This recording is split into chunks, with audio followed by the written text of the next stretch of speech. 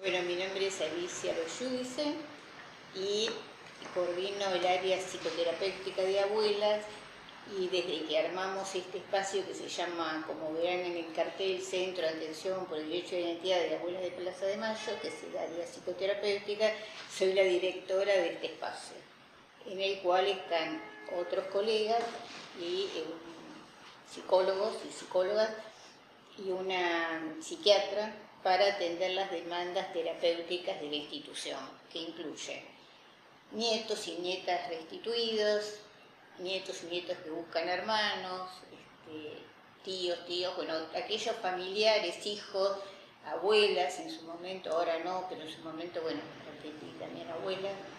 Y bueno, es el espacio abierto para aquel que quiera, porque nunca lo pensamos como obligación, se acerque para tratar de, en todo caso, de tramitar bueno, lo que ha sido la experiencia, como digo yo, concentracionaria estando apropiado.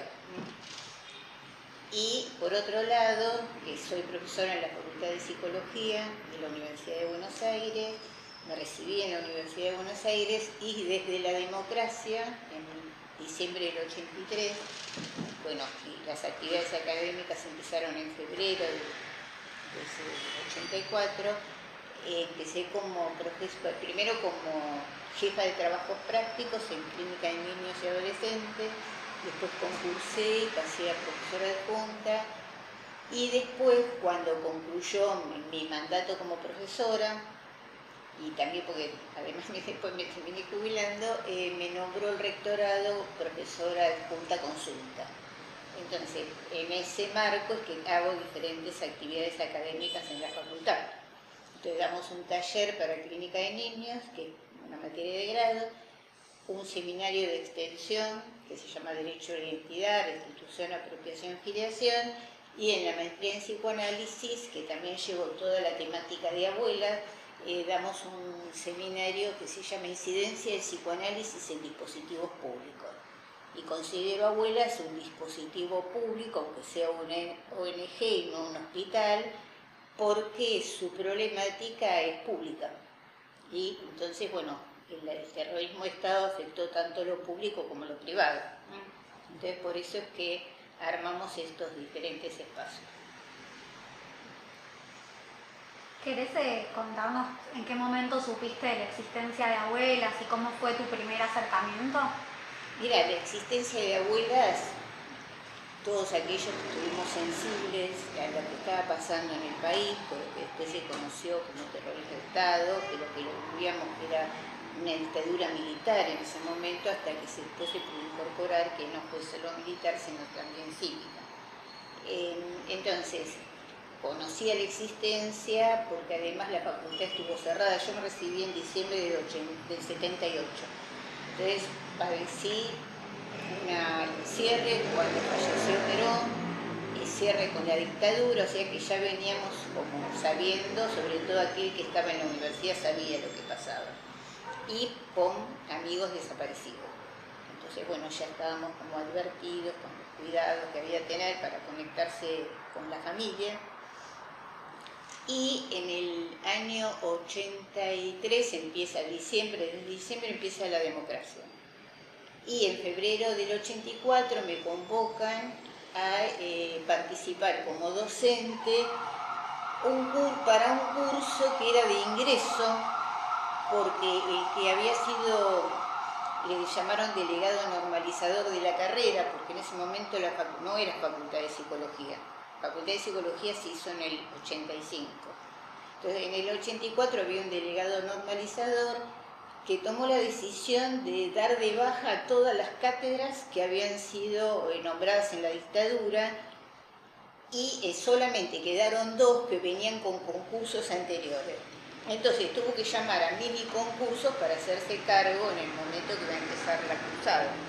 Entonces ese curso de ingreso era un año y medio, un mes y medio, algo así, era para permitir a aquellos que querían ingresar dar ciertas condiciones. Entonces empiezo como docente en ese curso, y para mí fue muy impactante porque yo me había ido en dictadura y volvía en democracia ya como docente, ¿no? Bueno, la cuestión es que previamente, en el año 81, había empezado en la Universidad de El Salvador en psicopatología infanto-juvenil, porque dos colegas con los cuales yo había empezado a supervisar, a trabajar, les dieron una cátedra. Y en ese momento El Salvador era el reducto de los psicoanalistas que no podían ejercer en la UBA. Entonces se había armado espacios interesantes y estaba en una materia que era psicopatología infanto-juvenil. Cuando empezó la democracia, yo los convencí, eran Marisa y Ricardo Rodulfo, que presentaran el proyecto de clínica de niños en la UBA. Bueno, lo presentaron, ganaron, y como habíamos estado trabajando en el verano para presentar el proyecto, me plantearon que si ganaban, yo pasaba como jefa de trabajo práctico.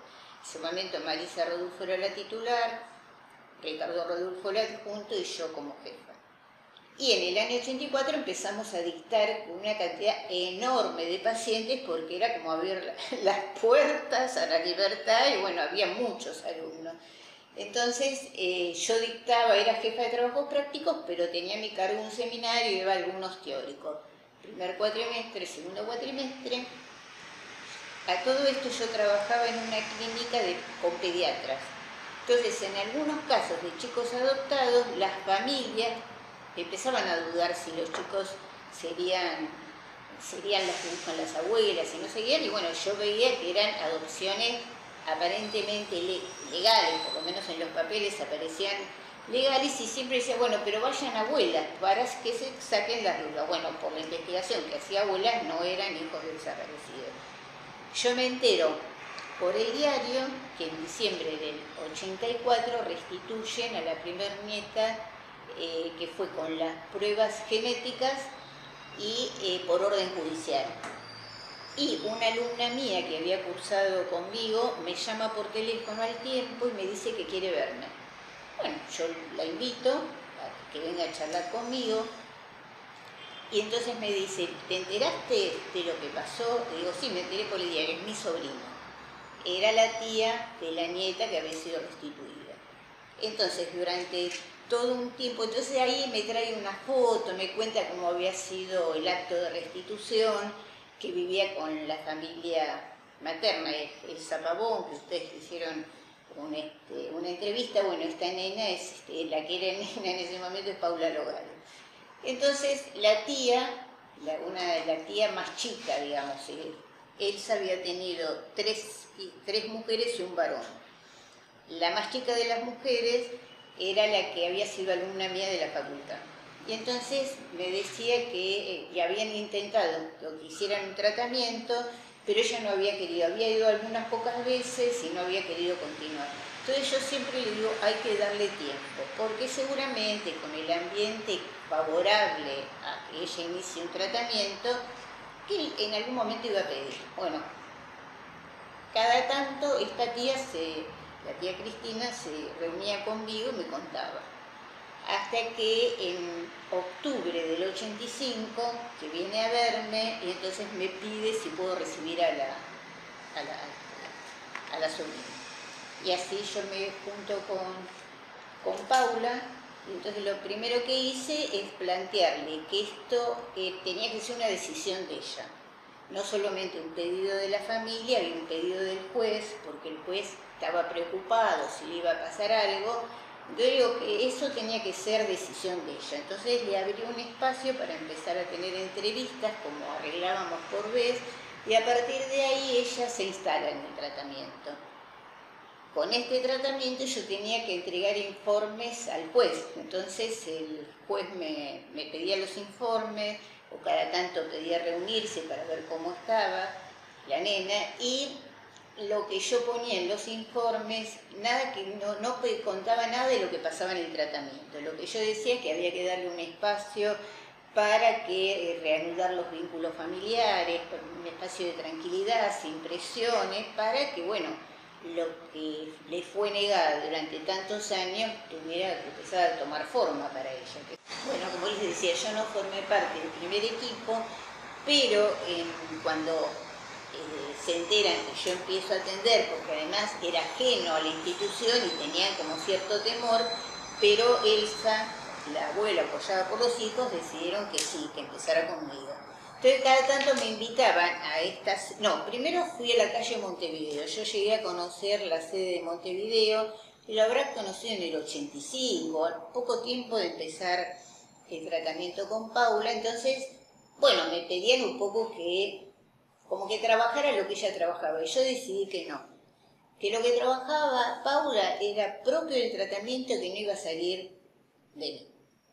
Que en todo caso podía argumentar cómo pensaba yo la apropiación, los daños, cómo pensaba el trauma, cómo no lo pensaba. Bueno, todo lo que hacía a lo que desde mi formación psicoanalítica podía aportar, que también era inédito para mí, porque nadie me había enseñado cómo tratar a una niña que hubiera pasado esto, porque el hecho era inédito en el país y también era inédito la apropiación de niños por razones políticas.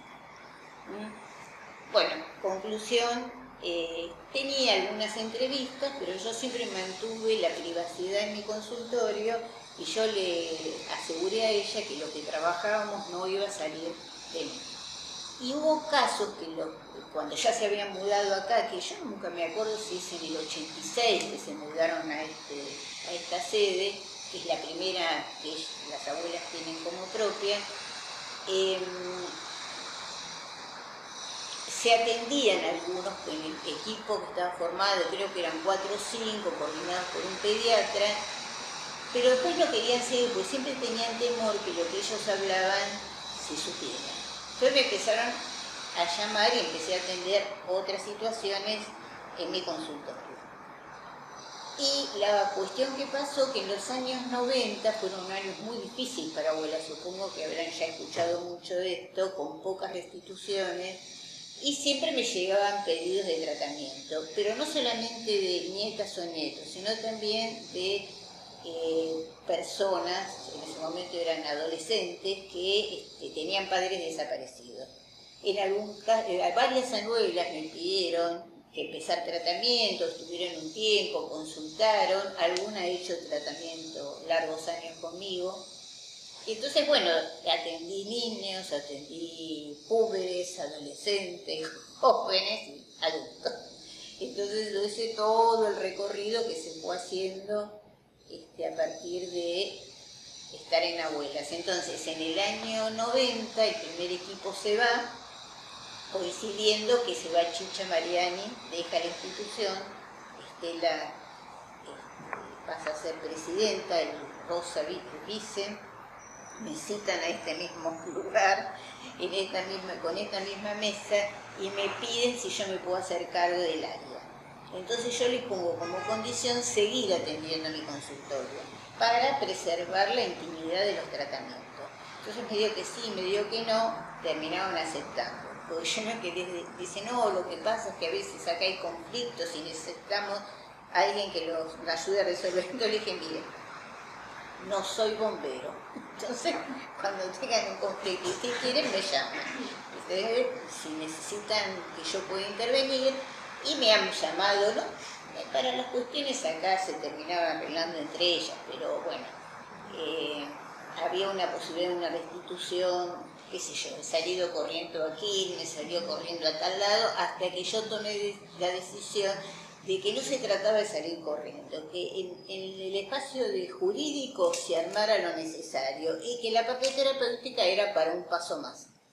Entonces nuestro equipo siempre fue el que menos exposición pública tuvo, salvo en eventos científicos. Me invitaron en Chile, Brasil, Uruguay y el último en Francia.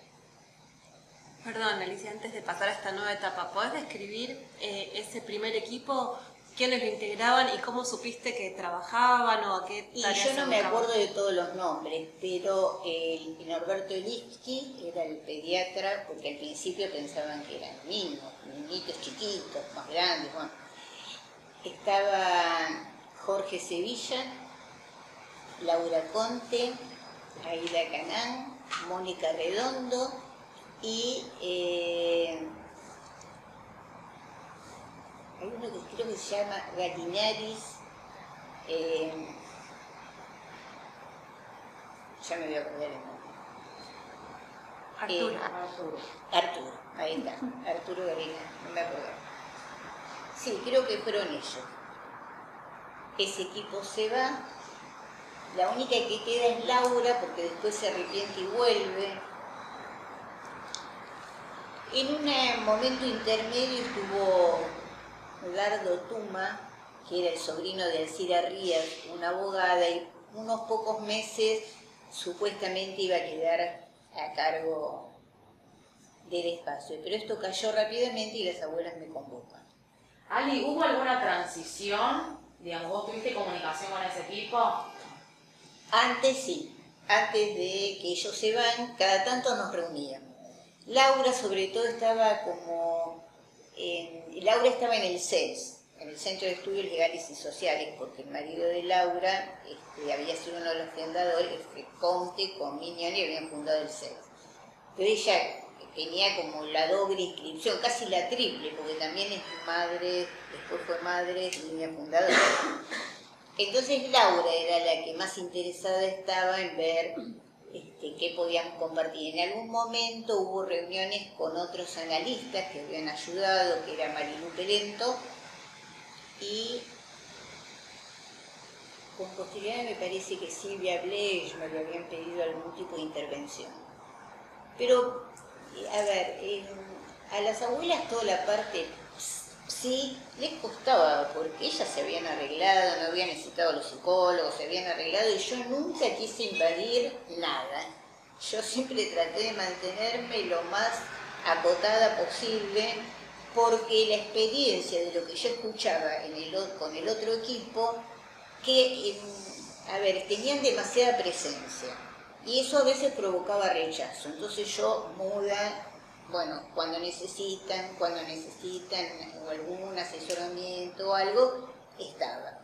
Y se fueron dando ese tipo de cosas, pero nunca tuve una reunión formal con la gente que se fue y yo que empecé en el año 90 a hacerme carga del área.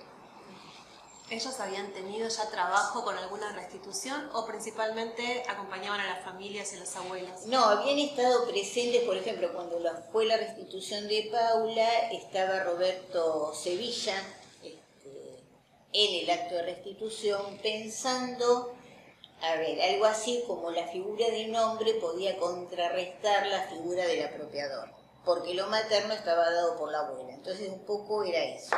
La otra cuestión, que ellos se manejaron mucho por lo traumático en juego.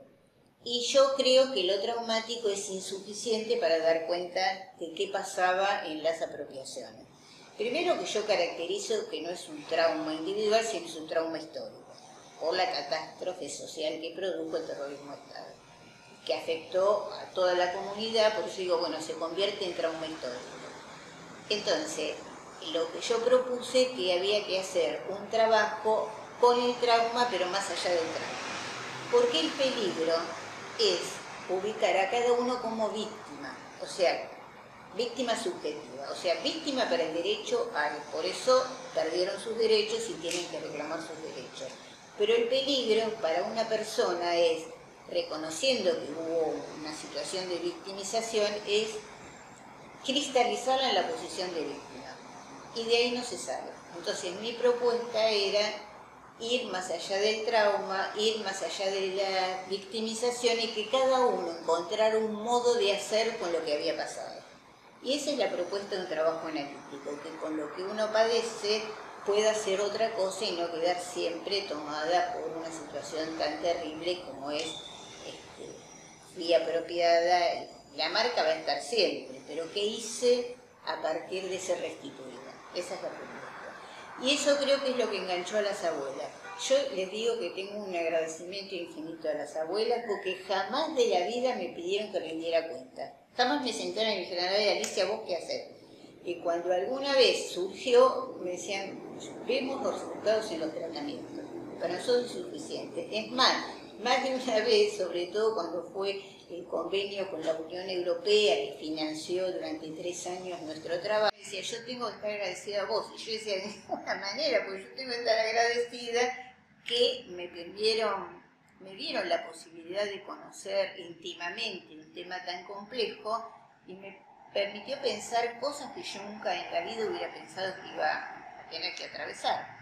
Entonces, eso es lo que es interesante. Las abuelas han mantenido un espacio de confianza y nosotros en psicoanálisis usamos un término que es transferencia. Para instalarse en un dispositivo analítico surge la transferencia para poder trabajar. Y yo siempre pienso que algo de la confianza se instaló, por eso hay esa transferencia conmigo que permite seguir trabajando. Y cuando planteé crear el centro, porque ya habían pasado 10 años, la propuesta la hicimos en el 2000, se había incorporado María Lavalle, que es la hermana de María José Lavalle Lemos, que se había recibido de psicóloga, y quería ver si en la facultad se podían hacer más cosas. Yo siempre desde la cátedra de clínica de niños trabajé el tema o en los espacios que me invitaban, pero bueno, María estaba interesada de armar más espacio. Entonces se conectó conmigo y le propuse, hablando con ella, de bueno, de lograr tener un espacio donde pudiéramos instalar los consultorios, pero en un lugar que no sea la sede de abuela físicamente por fuera de abuela. Y después de 2 años que nos conectamos con gente de lo que era gobierno de la ciudad de Buenos Aires, de la época de Ibarra, y empezamos a buscar un espacio físico. Yo estuve 2 años yendo, viniendo con la que era la directora Gabriela Alegre, que era la directora de Derechos Humanos, y no conseguíamos nada. Hasta que en marzo del 2002, cuando el país se estaba cayendo a pedazos, la CGP, que es el Centro de Gestión y Participación de la zona, estaba a cargo de un tal Antolín Magallanes. Y habla a abuelas y le dice que se enteró que yo estaba buscando un espacio físico. Porque, no sé muy bien por qué, alguien del Tobar García, que es un infanto juvenil y que yo di clases, supervisaba, llevaba alumnos, bueno, se habían enterado que yo estaba buscando un lugar. Entonces me dice, mandame una carta y veremos si consigo un lugar. Y con mucha inteligencia, lo que los demás no habían logrado hacer, se fija qué lugares estaban desocupados que pertenecían al gobierno de la ciudad. Y encuentra en Palermo, en lo que es en Burruchaga al 1100, un garage de un edificio porque iba a pasar la autopista en la época de Cacciatore y entonces los departamentos estaban ocupados pero el garage no lo quiso ocupar nadie, con la idea de que iban a derrumbar el edificio. Por suerte cayó la dictadura, el edificio siguió y el garage seguía desocupado. Entonces, bueno, nos ofrece ese espacio y ahí fuimos con Estela, con Abel, con Conrado, que era arquitecto. María me parece que no fue, fuimos a verlo. Horrible el lugar, porque estaba todo sucio, oscuro. Y Estela me decía, ay Alicia, qué feo, qué sé. Yo le decía, Estela es grande, por lo menos. Entonces, ¿qué hicimos? Abel tomó a su cargo la remodelación. Entonces, obviamente, se limpió todo el espacio y Conrado hizo los planos, me pidió, trabajamos juntos qué espacio íbamos a necesitar, y con los planos trabajar, que empezaron en esa época, que venían del desastre del 2001, el inicio del 2002, se armó todo ese espacio. Y sí, quedaron 2 baños, un depósito, la parte de secretaría y 4 consultorios, con una pequeña sala de espera y un espacio grande para dar clases, una cocina. Bueno, Marisa fue la que estuvo en la parte de secretaría varios años y estuvimos ahí desde el 20 de agosto del 2003, que se inauguró, hasta que vinieron representantes de varios países, como la Unión Europea había estado en el proyecto, hasta julio, el 1 de julio del 2013. Tuvimos 10 años. Era un lugar muy oscuro y además cuando se estaba por inaugurar había sido el atentado de Estela. Entonces decidieron hacer como si fuera la pared, que ni un camión la iba a poder derrumbar. Entonces teníamos unas ventanitas re chiquititas, ¿no? Era muy oscuro todo, pero yo había pedido que en lugar de que la pared fuera hasta el techo en cada consultorio, tuviera un pedazo de vidrio. Entonces siempre estábamos con luz artificial, pero bueno, estuvimos, dimos clases, atendimos, se dieron un montón de cosas ahí. Y hacíamos reuniones, lo que empezó a hacer acercamientos, bueno, varias cuestiones. Y en un momento, por el boom que tuvo esa zona, porque empezaron los outlets y toda la cosa de los negocios, se inundaba, se cortaba la luz. Entonces un día yo estaba atendiendo, en ese día atendía 2 nietos, una nieta y después un nieto, sin luz, todo mojado, el piso todo mojado. Si había problemas cloacales, que Maru habían llamado a Alta, que como teníamos una amiga y entonces solucionó un desastre. Y uno de ellos me decía, Alicia, vos no podés seguir atendiendo así. Entonces hubo una reunión en Abuelas de Arias y entonces les dije, pasó tal cosa, tal me dijo tal cosa. Entonces estaba Marcelo. Digo, Marcelo, ya que se va a inaugurar Casa por la Identidad, ¿no podrían pasar el archivo a Casa por la Identidad y dejarnos a nosotros corriente? Marcelo me dijo, sí, y las abuelas, bueno, muy bien. Todo se organizó rápidamente y Marcelo siempre hace el chiste de que yo le robé el lugar. Entonces, no sé, habrá sido, no me acuerdo tanto, 2 meses o 3 que se habrá tardado en algo se pintó, se plastificó, bueno, hubo que levantar la casa allá, bueno, el lugar allá e instalarnos acá. Y eso fue a partir del 1 de julio del 2013. Y ese año hubo un evento importante porque como eran los 10 años del centro, yo pedí invitar a 2 psicoanalistas que son François Dawan y Jean-Marc Godelier, que son franceses y que dictaban un seminario sobre el tema del trauma, el problema del lazo social, la locura, todos temas que eran afines a nosotros, porque trabajaban con afectados por la Primera y Segunda Guerra Mundial. Entonces, en 2 libros de ellos yo había leído que se referían a los desaparecidos en Argentina. Entonces, hablé con la gente de la facultad, bueno, lo consulté con la abuela, hablé con la gente de la facultad y por el Centro Franco-Argentino logró que viniera. Previo llamada de Estela al rector de la universidad diciendo, paguen el pasaje. Y entonces el rector aceptó, a cambio le pidió a Estela si en algún momento le invitaba a tomar un tecito, y entonces pagaron los pasajes. Esta gente maravillosa vino sin cobrar un peso, salvo lo que la facultad le pagaba, era el hotel, le daba un dinero para viáticos, y vinieron un lunes y estuvieron hasta el sábado. Sí, creo que era un lunes hasta el sábado y martes, miércoles y jueves, martes, jueves y viernes dictaron un seminario para el Centro Franco-Argentino sobre estas temáticas. Y jueves y viernes a la mañana, esto era la tarde, jueves y viernes a la mañana trabajamos acá a partir de, yo presenté 2 casos clínicos y ellos, a partir de lo que nosotros presentamos, empezaron a hacer articulaciones y fue un intercambio fantástico, digamos. Y eso fue para celebrar los 10 años del centro. Y bueno, nosotros, especialmente a mí me invitan de muchos lugares, por eso he estado, ya les digo, en Chile, Brasil, y algunas veces Estela, cuando sabe que son cosas de psicología, me dice, anda vos. Entonces por ahí he ido a Mendoza, he ido a Salta, he ido a diferentes lugares para que hable del tema de psicología. Y también tengo publicaciones tanto en Chile, en Brasil y en Francia, y en Italia. Alicia, y una pregunta, vos mencionabas que el Centro en Gurruchaga, ahí María te había sugerido pensar en algún lugar, pero ya estaba conformado el equipo de psicólogos. Yo empecé a derivar a algunos pacientes en el consultorio y después decidimos instalarnos en lo que era Gurruchaga, que es el lugar que después quedó para Teatro por la Identidad.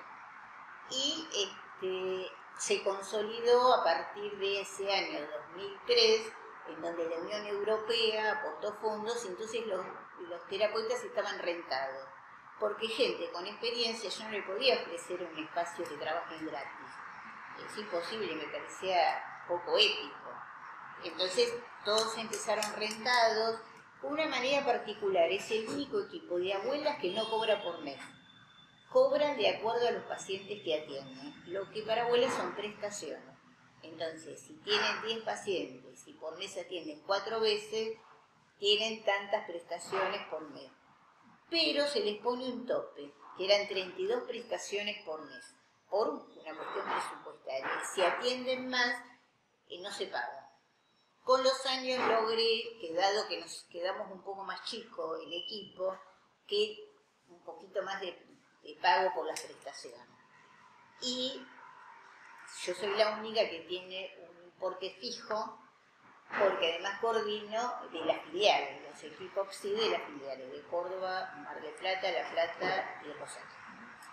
Alicia, ¿y vos recordás el momento en el que surge la idea de conformar el centro, de llevar esa propuesta a la comisión directiva? Sí, yo en realidad yo ya venía pensando que por ahí ya era, por un momento habíamos hecho una jornada con la idea de armar una cátedra sobre el tema.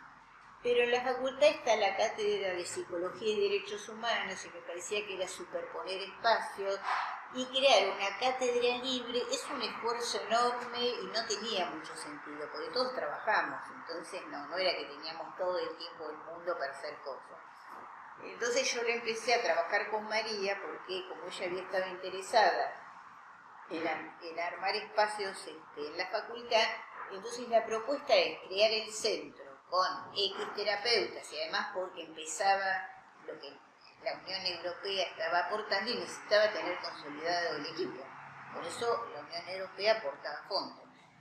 Y por otro lado yo pedí que quedara inscrito en algún lugar de la facultad. Entonces estamos inscritos como programa de extensión universitaria, que se llama Centro de Atención por Derecho de Identidad de Abuelas de Plaza de Mayo. Entonces estamos incluidos todos y las actividades que hacemos, y yo todos los años tengo que rendir en un informe las actividades que tenemos que respondan a esto. Y en algún momento tuvimos lo que se llama una práctica profesional, que los alumnos venían, entre otras instituciones, la materia estaba a mi cargo, y entonces iban a poner en el Tobar, al Centro 1, bueno, en diferentes lugares, y venían acá, y estaban conmigo en la admisión, que era en el único espacio que se puede estar, porque mientras empieza un tratamiento ya es privado. Entonces en las admisiones estaban 1 o 2 alumnos, dependía la cursada. Yo tenía horarios de admisión los lunes a la noche y los jueves al mediodía. Y después con otra colega, que es María Cristina Olivares, que está desde que empezó el centro, había empezado a atender algo en el consultorio, trabajaban con Cristina el tema de cómo había sido la admisión, qué elementos podíamos tomar, y yo después daba para la gente que venía al centro y el resto de las instituciones daba el teórico, que los daba, en su momento lo dábamos en Gurruchaga y después lo damos acá, porque esa práctica fue a partir del año, no me acuerdo si fue en el, inclusive antes que empezara el centro, yo daba las clases en la facultad. Estábamos en la maternidad Sardá también, en el 98, y cuando se abrió el centro, la parte de los teóricos los dábamos o en Gurruchaga o acá. Y esto duró hasta el 2015. Yo en ese momento, como concluí como profesora regular, concluimos, yo hubiera querido que quedara Cristina, pero la facultad no aceptaba que una jefa de trabajos prácticos estuviera a cargo de una materia. Entonces concluimos. Pero con el taller de clínica de niños vienen alumnos a hacer un trabajo acá con la parte clínica.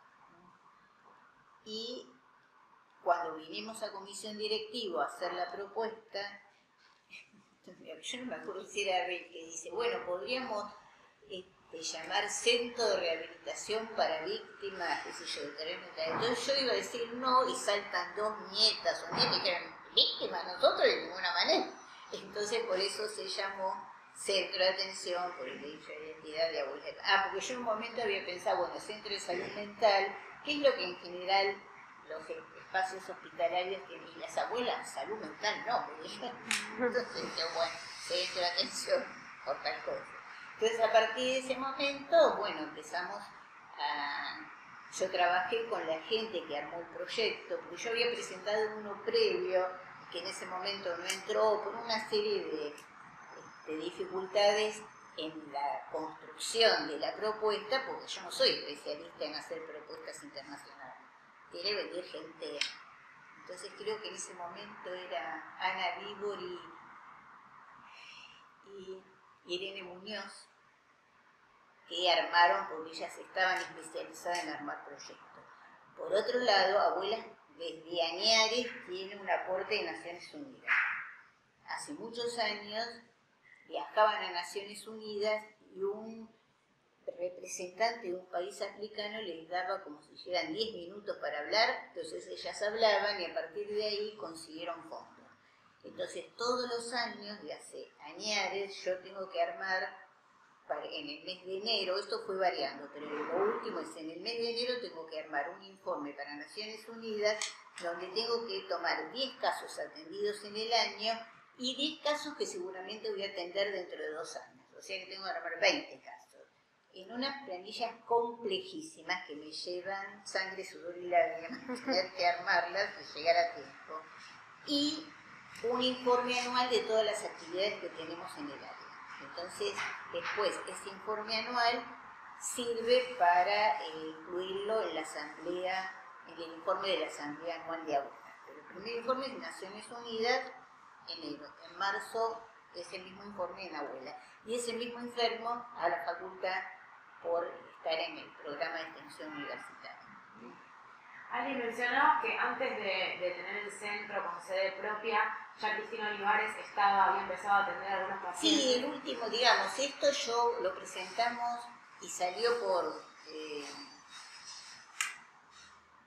por consejo directivo, salió en diciembre del 2000. O sea que ese año 2000 yo ya había recibido algunos pedidos de gente que no eran nietos o nietas, pero que estaban con lo que nosotros llamamos filiación falsificada, que es inscribir como propio a quien no lo era. Este concepto de filiación falsificada lo tomamos de Lacan, en donde él dice que una filiación falsificada puede producir devastación o estrago. Y él dice que puede llegar hasta la disociación de la personalidad del sujeto cuando la constricción del medio se empeña en sostener la mentira. Esto lo dijo alrededor del año 53, y yo lo conocí, esta frase, había leído varias veces ese texto de Lacan, y la verdad que nunca había tomado eso. Y la verdad que para nosotros fue iluminador porque podemos nombrar a aquellos que inscriben como propios, a quienes no lo son, filiación falsificada. Entonces, Estela pidió que el centro estuviera para casos de filiación. Abuelas no hablaba de filiación falsificada, hablaba de aquellos que eran apropiados, aunque no sean producto del terrorismo de Estado. Entonces, por eso ahí empezamos a recibir otro tipo de demandas que contemplamos. Entonces yo no podía tomar todo, porque yo nunca renuncié a mi consultorio. Yo le dedico 10 horas a Abuela, pero yo sigo teniendo mi consultorio. Y entonces ahí fue donde empecé a pensar a quiénes podían incluirse. Bueno, María se había recibido y entonces combinamos con María que ella iba a recibir casos que no fueran de nietos, porque por su propia situación no era conveniente. En un momento también estuvo Tatiana, que se había recibido de psicóloga, de hecho había hecho la práctica conmigo, y también con la condición de no recibir a posibles nietos, porque no daba para eso. Bueno, Tatiana se fue antes, después hace pocos años se fue María, decidió que concluía su práctica aquí. Yo la había conectado con una institución donde esa institución recibía alumnos y entonces ella está en ese lugar aparte de su consultorio. Y los que están elegidos, la que sí vino más por el lado familiar, bueno, les doy los nombres. Está María Cristina Olivares, Ana Zavala, y Ana Zavala vino sí como parentesco, porque es la madrina tanto de María José como de María Caballo. Entonces ella vino por el lado de ser como pariente de... Después está Daniel Riquelme, está María Elena Domínguez y Nora Castelvasca, que es la que hace la parte de psiquiatría, ¿no? La interconsulta psiquiátrica. En su momento también estuvo Marcos Tarico, que bueno, concluyó antes de la pandemia, y estamos pensando en la posibilidad de incluir a alguien más, porque a veces nos queda medio chico, pero con 2 años de pandemia, con los años de Macri, con líos con el presupuesto, nunca decidí tomar a nadie más. Veremos, yo calculo que el año que viene, cómo vienen las manos con los pedidos de atención. Y les cuento cómo trabajamos. Yo tengo a mi cargo la admisión. Cuando alguien pide, sea un nieto, un familiar o alguien que desconozco, siempre tiene que pasar por una entrevista de admisión. En donde, aparte de bueno, tomar datos y demás, le pregunto cuál es el motivo por el cual quiere tratamiento. Y aunque parezca obvio, yo no doy nada por sentado, que sea la persona que diga sí, porque pasé tal cosa, porque sufro por tal otra y demás. Como la atención es gratuita, lo que yo tengo que tener cuidado que la persona, no si son, sería la población de abuelas, pero si la persona que es ajeno al tema, y por ahí a veces han pedido situaciones que no tienen que ver con apropiaciones, solo se acerca porque es gratuito. Y ya es un elemento que yo pongo en duda la pertinencia a tomar el tratamiento, aceptarla en tratamiento. Entonces yo tomo la admisión y una vez que escucho, derivo. A quién me parece que sería conveniente. A veces también se resuelve por cuestiones de horario, porque cada terapeuta viene una vez por semana, ¿no? Porque los terapeutas tienen un límite para el pago y además abuelas pueden ofrecer tanto, ¿no? Yo vengo 2 veces por semana, pero con pandemia atiendo un montón de casos de mi consultorio en ese momento, en mi casa, por cuestiones de que gente que vive en el exterior, alguien vive en Chile, el otro en España, el otro vive en Dinamarca, uno vive en Suecia. Bueno, entonces no puedo agrupar todo acá y tampoco puedo estar por 2 pacientes. Entonces ahí armo, los lunes estoy muchas horas y los jueves estoy mediodía. Después el resto de los días aquí. Pero ya les digo, en el horario que combino con cada quien, porque además no solamente son mis horarios, la gente a veces trabaja, entonces el que vive en el exterior con 5 horas de diferencia, bueno, es complicado, ¿no? Entonces yo en ese momento estoy atendiendo muchos pacientes, estoy atendiendo como 20 pacientes. Ali, volviendo un poquito a la historia, cuando consiguen Gurruchaga, ¿eran el único equipo que trabajaba ahí o compartían el espacio? En un momento, el gobierno de la ciudad quiso que le diéramos posibilidades a otros, y yo dije no, porque va a entrar alguien y van a ocupar el espacio y nunca más vamos a poder sacarlo. Pero sí, Abel me pidió la parte de secretaría, porque todavía no se habían mudado a Ceballos, y acá les quedaba chico. Entonces, en un momento, la parte de difusión funcionó en lo que después fue la secretaría. No me acuerdo cuántos años, pero unos cuantos años estaba Clarisa, estaba Abel y algunos de los que trabajaban en la parte de difusión. Pero eso fue transitorio hasta que estuvo Ceballos con más espacio y se pudieron arreglar. Pero en principio la idea que era para la parte terapéutica. Y sí le prestábamos algunas noches a hacer ensayos o reuniones de equipo a gente de teatro colegio. Entonces los lunes a veces venían. Lo que pasa es que hay cosas que cambiaron. Yo cuando dictábamos un seminario de noche, yo me iba a las 11 de la noche, de Gurruchaga o de acá. Ya no, ya too much, no quiero irme tan tarde. Entonces, el seminario que doy a la noche ahora, que es de 8:30 a 10 de la noche, 10 y pico, me voy a mi casa y lo hago porque se hace por Zoom. Todas las actividades de la facultad se hacen por Zoom. Tanto la maestría, extensión o el grado. Y ya es demasiado. ¿Y qué relaciones fue teniendo el área con otras áreas de abuelas? Y siempre hay intercambios. Por ejemplo, he tenido muchas, bueno, con el archivo biográfico familiar, que estaba Marcelo, que se incorporó a Daniela, todos los años lo invito a la maestría y dan siempre una clase. Pero a raíz de lo que armamos, fue algo muy interesante lo que pasó. Porque, a ver, yo ni me acuerdo, 2017, supongamos que en el 2015, una institución, o en el 14, una institución de psicoanálisis que están inscripta en lo que es la psicoanalítica internacional creada por Freud. Acá tiene 5 instituciones. La más conocida es APA, Asociación Psicoanalítica Argentina, y la otra PREVA, Asociación Psicoanalítica de Buenos Aires. Después hay otras 3 que no recuerdo el nombre. Me invitan a presentar un trabajo que yo haya hecho, alguien que me conoce, que haya hecho una abuela. Si yo presento un trabajo de 2 chicos que revinculé, que no eran del terrorismo de Estado, pero me pide una defensoría que me haga cargo de revincular a estos niños que eran chiquitos, de 4 y 9 años, con una tía, o alguna situación muy particular. Entonces la colega que me conocía me dice, ¿por qué no lo presentas? Porque es un trabajo en el marco de abuela. Bueno, yo lo presento y al equipo de niños de APREVA, que es la Asociación Psicoanalítica de Buenos Aires, y entonces lo que me piden, que quieren invitarme al simposio, que creo que ese año, el año siguiente lo hacían a fin de año.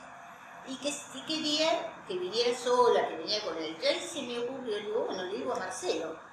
Entonces juntos, y ahí inventé un nombre, y pongo Abuelas de Plaza de Mayo anudando lazos. Es un nombre que yo había utilizado cuando fueron los 190 años de la Universidad de Buenos Aires, y me invitan, como por el lazo con abuelas y con la universidad, a presentarme en un gran evento que se había hecho, y a mí me tocó la Manzana de las Luces con 2 colegas, también profesores de la facultad. Y entonces ahí puse yo Abuelas anudándola. A Marcelo le encantó, porque como él es arquitecto, lo topológico le gustó. Entonces, nos presentamos en ese simposio y causó un impacto, porque yo trabajaba en la parte PSI y Marcelo la parte del archivo, en versión reducida. Después nos invitan, bueno, nos invitan a otros lugares, pero en el 17 se arma el Congreso Internacional de la IPA, se arma en Buenos Aires porque por primera vez iba a ser presidenta una psicoanalista argentina. Entonces nos invitan para cerrar el Congreso. Invitan a Estela, yo pido ir con Marcelo, y Estela, obviamente el sábado le dije, Estela, ni se preocupe, y allí fuimos con Marcelo. Y fue muy impactante porque nos encontramos que había 700 colegas escuchando la presentación, que terminaron más o menos llorando, y esto de 30.000 compañeros desaparecidos presente horizonte. Fue muy impactante, y yo mencioné que de estas mismas asociaciones, en el inicio de Abuelas habían colaborado con Abuelas y habían llevado este tema a congresos internacionales, y yo lo tenía que reconocer. Entonces hice un pequeño homenaje, y después, bueno, habló Marcelo, se armaron preguntas, estuvo fantástico. Y después lo llevamos a Mendoza y a Rosario. Y yo quería llevarlo a Mar del Plata, que es donde tiene una sede Abuelas, y a Córdoba. Pandemia mediante, quedó hasta que se pueda hacer presencial. Porque virtual es interesante, pero presencial es más interesante. Y a raíz de mi trabajo me invitan a un montón de lugares, diferentes universidades. El año pasado, en pandemia, gente de Colombia me llama porque quiere tener un asesoramiento, porque había habido represión y había muertos, desaparecidos, los familiares, y una colega colombiana había cursado una materia conmigo. Y después, cuando se recibió, se va a Colombia. Entonces me pide, entonces hicimos un Zoom. Y ya les digo, como en Chile lo mismo, cuando fueron los 40 años del golpe militar en Chile, me llaman para que escriba una conferencia sobre política e infancia. O sea que ese tipo de actividades surgen. Y en el año 18 tuvo el Coloquio Internacional por la Paz, en la zona de Normandía, en Francia, y le invitan a Estela. Entonces Estela me dice, es tu tema, viaja vos. Entonces la persona que viene a invitar conocía el caso de los amarillos Molfina del Chaco, porque no sé si ustedes saben que Guillermo, que es el último nieto de esa familia que había nacido en cautiverio, los padres se habían podido salir del país con 2 hijos y la mamá queda embarazada y tiene un hijo en Francia. Y vuelven, creo que en el momento de la contraofensiva vuelven a Buenos Aires. Los secuestran, a los 3 hijos, 3 varones, los llevan al Chaco con unos primos, los devuelven a la familia, y la mamá y el papá en cautiverio, que después se puede reconstruir que es Campo de Mayo. Y parece que la familia no sabía que la mamá estaba embarazada. Pero una sobreviviente del campo avisa que la mamá esta chica Molfina estaba embarazada. Entonces hacen una pequeña investigación, piden la sangre a los hermanos, porque nunca no estaba en el banco, y Guillermo, que 2 años antes, esto me parece que fue en el 9, con el 7, él se había acercado porque tenía dudas si sería o no, y había descartado porque no tenían noticias.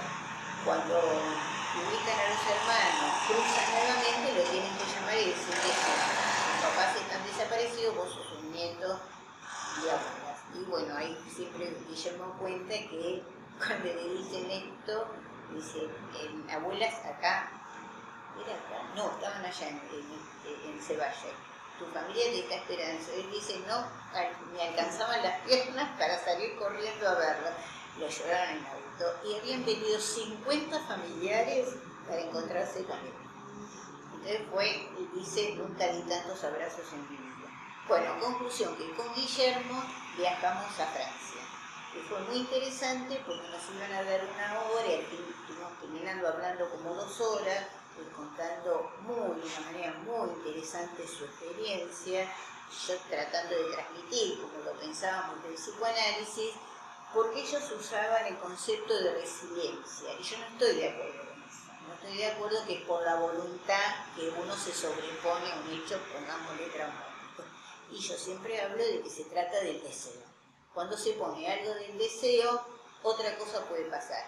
Porque el deseo es el motor del aparato psíquico, no la voluntad. Entonces, Estela también estaba interesada en que yo pudiera transmitir eso. Con lo cual, produjo cierta sorpresa, pero permitió una amplia exposición. Y después estuvimos en la Universidad de Caen, en la parte de sociología, en donde 150 estudiantes de zonas de alrededor que estudiaban español o castellano vinieron y hicimos una pequeña exposición con Guillermo y ellos tenían preparado preguntas. Y la verdad que fue un encuentro extraordinario. Y después viajamos a París y en la Universidad de Saint-Denis, en París 8, tuvimos un encuentro con investigadores, alumnos, profesores también, Guillermo con su experiencia y yo con la mía. Así que la verdad que esas experiencias son inolvidables porque te permiten intercambiar. Y a mí me llamó la atención porque ahí en Francia nos preguntaban por qué no había reconciliación. Si después de tantos años, ¿por qué no perdonar? ¿Por qué no olvidar? Entonces, de ninguna manera. No solamente porque faltan nietos por encontrar, sino porque los responsables de lo que hicieron no hablan. Entonces, uno va a hablar por ellos. Entonces nos miraban un poco como medio asombrados, pero bueno, sabiendo que nosotros seguíamos sosteniendo no hay reconciliación. Porque además reconciliación es un término muy religioso. No es para pensarlo desde la religión. Mencionaste varias disputas así en términos de la terminología. ¿Podés mencionar otras disputas que se hayan ido dando a lo largo del tiempo en relación a qué términos usar, cuáles no, cuáles descartar? Bueno, yo fui pensando algunos términos para poder mencionar lo que era la apropiación del mundo. En primer lugar, algo que me recordó este año cuando la gente de APA, que es la Asociación Psicoanalítica Argentina, me invitó por Zoom, y un colega me dice, vos una vez hablaste de la infancia silenciada. Yo lo vi olvidar, en no sé qué lugar. Entonces me dice, me gustaría que hablara sobre eso. Y entonces me puse a pensar, y justamente una de las cosas que uno puede nombrar, qué pasó con los niños apropiados, niños y niñas, fueron silenciados. Silenciados el acto de secuestro, desaparición y apropiación. Entonces, por un lado tenemos esto, cómo ha sido silenciada parte de la infancia. La otra que yo hablo de que fue otro modo del exterminio, porque lo sustraen de un sistema de parentesco y violentamente lo incluyen en otro, y con una actitud que para el psicoanálisis renegatoria es hacer como si nada hubiera sucedido, el como si se puede.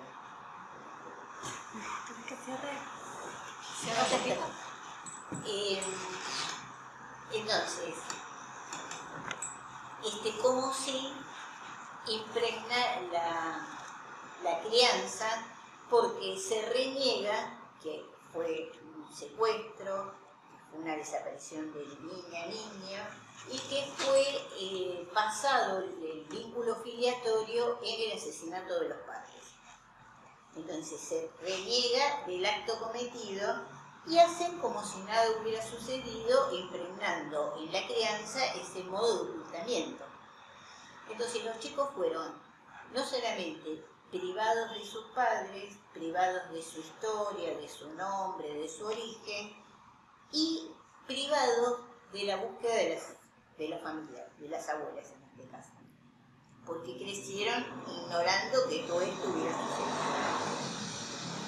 Por otro lado, hablo de que hay una lógica concentracional en el poder, que después en algún juicio lo han tomado los abogados, porque la lógica que tiene la crianza es la del encierro, aunque fueran al colegio, tuvieran amigos y tuvieran vida social, porque el origen del vínculo está dado desde la ilegalidad, en donde ellos ignoran lo que estaban viviendo.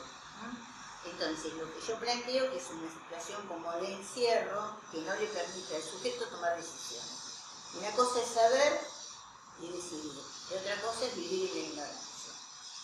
La otra cuestión es que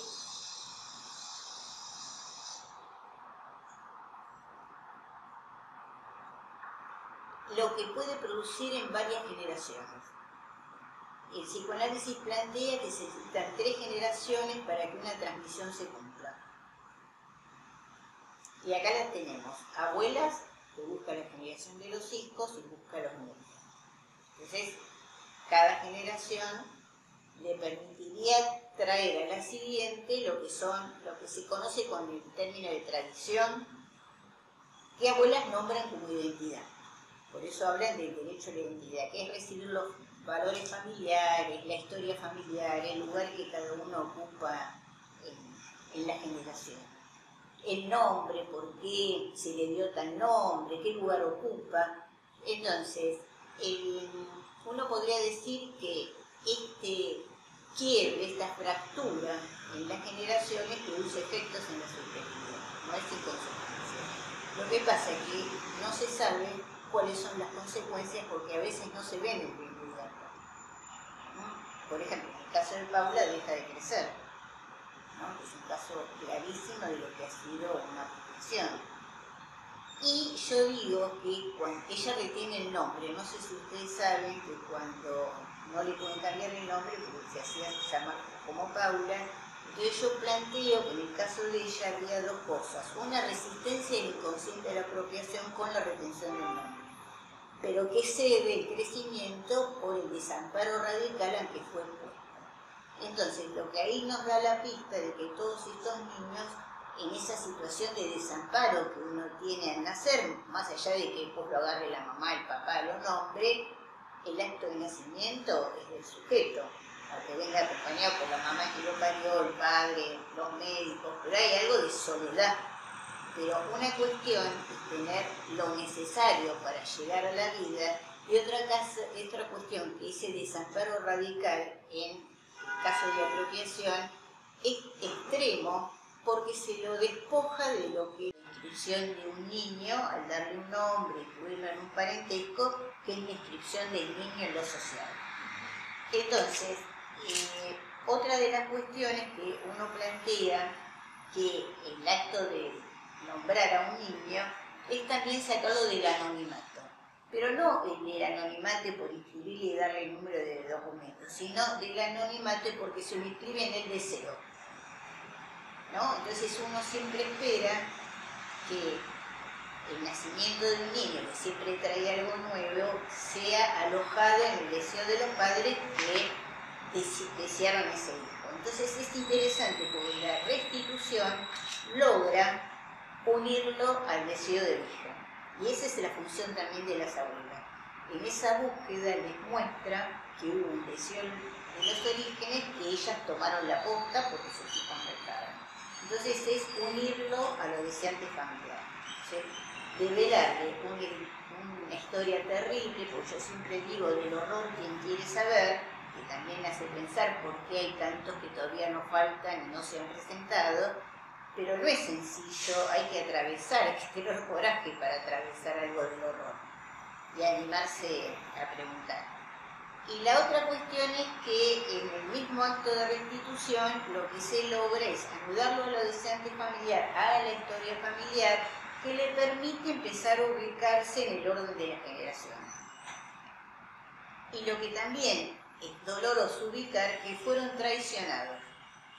Se los traicionó, quienes lo crearon traicionaron la palabra, con lo cual es complicado porque se pierde el valor de la palabra. Y la palabra siempre es pacto con el otro. Alguien me dice algo, yo le creo, le devuelvo. Entonces, les mintieron siempre acerca del origen. Les mintieron respecto a que había familias que los buscaron y no les dijeron. Y les mintieron, digamos, bueno, qué tipo de inscripción habían tenido. Entonces, a mí me parece que es una cuestión importantísima de poder ubicar eso de cómo se traicionó la palabra. Aquellos que creían sus padres no lo eran y se criaron con quienes lo eran. Entonces, ahí hay un efecto de lo siniestro, ¿no? Donde lo familiar se vuelve extraño y lo extraño es familiar. Eso Freud lo plantea como lo siniestro. Y la otra cuestión que también empecé a ubicar, cómo lo vivido es que sumamente todo se trastoca, porque empiezan con preguntas que antes nunca se habían hecho. Entonces también estuvo un esfuerzo psíquico, subjetivo, para poder ubicarse en la situación. Por eso a algunos les cuesta y otros rápidamente lo toman. Entonces eso es de cada uno, y yo siempre le digo a las abuelas, ahora lo tienen aprendido, que hay que dar tiempo. No es que de un día para otro. Algunos sí, rápidamente, te preguntan qué nombre pensaron para él o para ella, y a otros les lleva mucho más tiempo poder ubicarse respecto a la situación. Y que eso es lógico. Bueno, algunos han vivido pocos años apropiados, pero lo cronológico, lo subjetivo no siempre van de la mano, se tienen que anudar. Entonces, obviamente uno dice, bueno, más tiempo pasó con los apropiadores, más difícil la situación, y a veces no. Por eso digo, yo siempre tomo, por ejemplo, la carta, bueno, el escrito que María Eugenia Zampayo Barragán leyó en la conferencia de prensa previo a la lectura de la sentencia, de una claridad meridiana, ¿no? En esto que aclara que fueron apropiados por razones políticas. Entonces, me parece que ella va tratando de indicar de qué se trata la apropiación y que es dicho desde una nieta. Eso también es importante, ¿no? Aquel que padeció esa situación. Y no, las abuelas obviamente hablan desde ya y gracias que hablan, digamos, pero eso va más allá de lo que los profesionales podemos decir, porque es de lo que transitó ella y en muchos años de análisis. Recién contabas algunas experiencias de poder transmitir a otras experiencias el recorrido que ustedes hicieron desde el centro, la construcción, la investigación que llevaron adelante, pero cuando vos iniciaste, ¿podés remontarte un poco a qué pasaba en vos en ese momento inicial y a qué fuentes podías acudir siendo esta experiencia inédita? Era muy difícil, digamos, que yo estaba me conocen porque yo estaba en clínica de niños y adolescentes y había estado en psicopatología infanto-juvenil, y yo, los primeros pacientes fueron niños, siempre atendí niños. Y yo creo que la práctica con niños enriquece mucho la práctica de, si uno tiene gente grande, digamos, los pequeños siempre enriquecen porque hacen las preguntas que los grandes ni se hacen porque ya lo dan por sentado. Entonces es muy interesante cómo uno va ubicando, atendiendo a niños, los procesos de subjetivación. Porque un niño llega a caminar, porque un niño llega a hablar, y que no siempre es así. Yo atiendo pacientes autistas donde el hablar, el caminar, eso un logro enorme. O algunos han permanecido años mudos. Entonces, digamos, cuando Freud dice algo en Introducción al Narcisismo, él dice que cuando hay una especie de resquebrajadura en el yo, uno ubica lo que debió haber sido y no era. O sea, en las fallas uno ubica qué operación debió realizarse y no se realizó. Y a mí eso me sirvió mucho. ¿Qué se debió haber realizado y qué no se realizó? Y eso orientó mucho mi clínica. Yo por eso digo, no solamente tengo experiencia en autismo, sino yo hice una pasantía en Francia, en una institución que atendía pacientes autistas y psicóticos. Entonces, cuando yo empiezo a atender a Paula, empiezo a pensar, yo decía, ¿por qué algo del autismo y algo de la apropiación me resuena? Y lo que después ubiqué que era el tema del origen.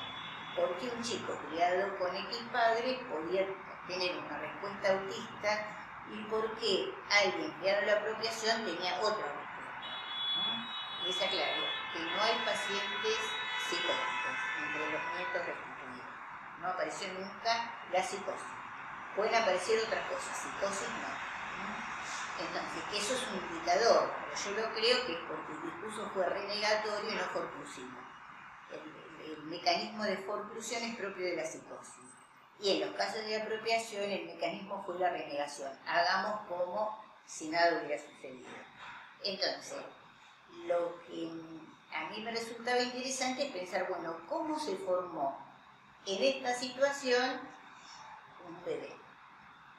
Y en el caso de Paula, que había sido a los 23 meses apropiada, ¿qué le pasó a ellos para cuando la obligaron a olvidarse de sus padres? Y el olvido vuelve como algo sintomático.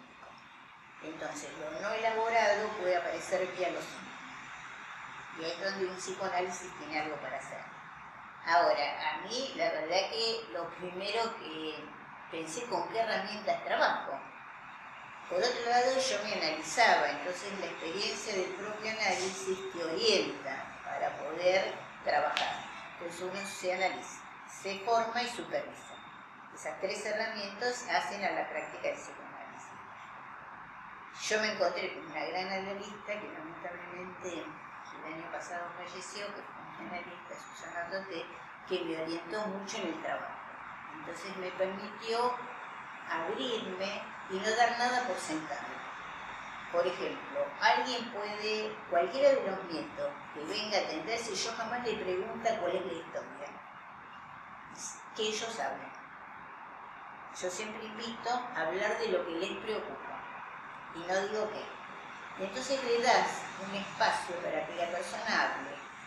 Si le preocupa que le pasa a un hijo, como una de las nietas restituidas vino porque había pasado un accidente con un hijo y de su historia no hablaba. Entonces, ¿cómo dar las condiciones para que alguien empiece a preguntarse? Porque no es contarme a mí, no es información lo que me van a pasar, sino cómo se empiezan a hacer ciertas preguntas que toquen lo más íntimo. El psicoanálisis es para que alguien interrogue lo más desconocido de sí. Y Lacan dice, me sigo corriendo. Sí.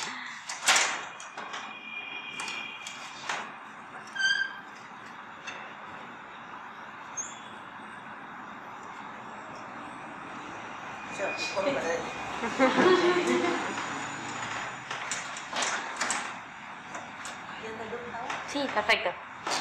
Bueno, Lacan dice que un análisis permite a una persona lograr la máxima diferencia respecto de sí. Y uno lo puede leer decir que yo llego de una manera el análisis padeciendo y en el recorrido del análisis logro un saber acerca de mí que ignoraba. El inconsciente es ese saber que no se sabe. Y entonces, la experiencia analítica permite como ir produciendo saber para que el sujeto pueda hacer otra cosa con su padecimiento.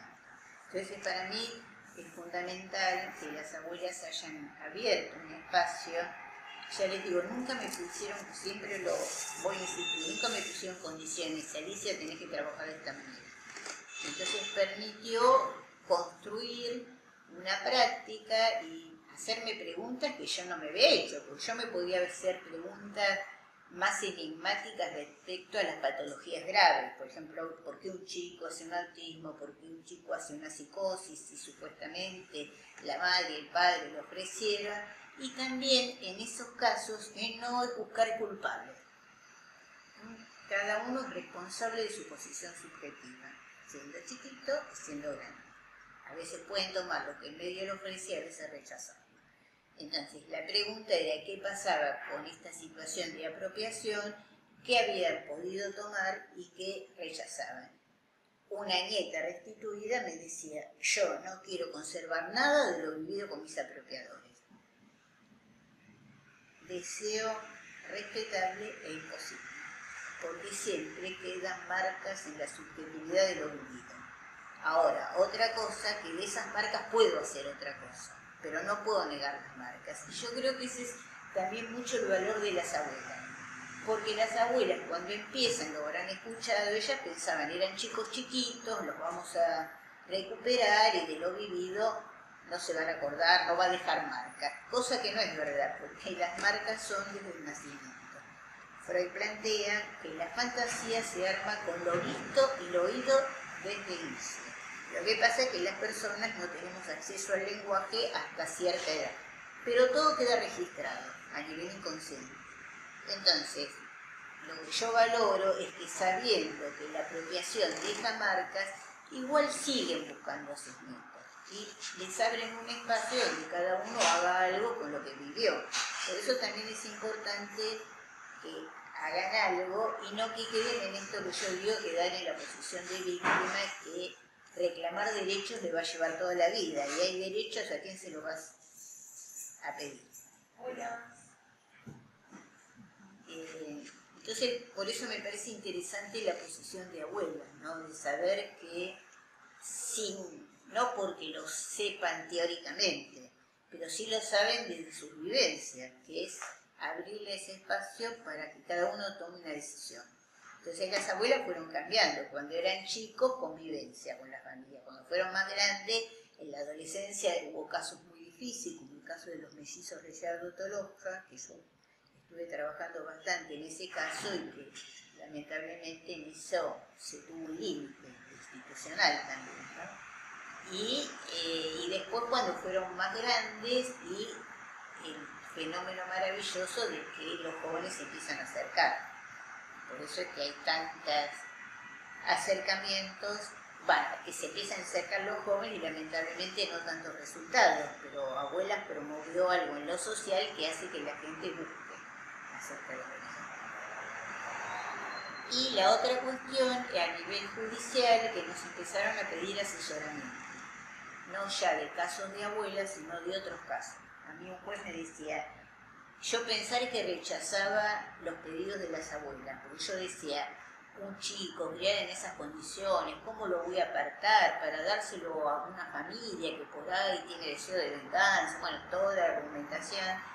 Y me dice, me tocó estar en un caso de un nieto, y me dice, una vez que se reencontró con la familia, era como, me dice, ¿usted vio alguna vez un pimpollo que después se hace flor? Y me dice, bueno, a él le pasó lo mismo. Cuando lo conecté con la familia, se convirtió en flor. Entonces eso me hizo pensar que lo que yo pensaba que iba a ser un mal, resulta que era hacerlo un bien.